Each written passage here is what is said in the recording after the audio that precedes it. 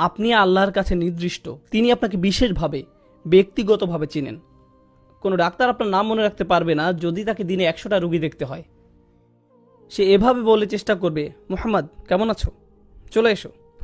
সবাই মুহাম্মদ, অন্তত সম্ভাবনা তো আছে। সে আপনাকে নামে চিনতে পারবে না। আপনি জানেন আমি মানুষের সাথে মিশি, আল্লাহ আমি তাদের সাথে মিশি। তখন আমি বোলটা মরেছিলাম।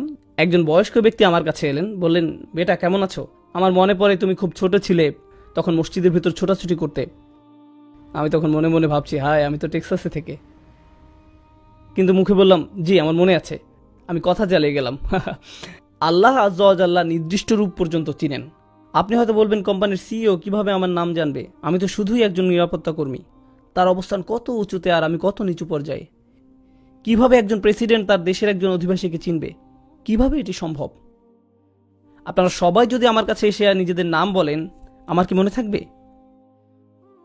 আমি জানি না, সত্যি আমি জানি না।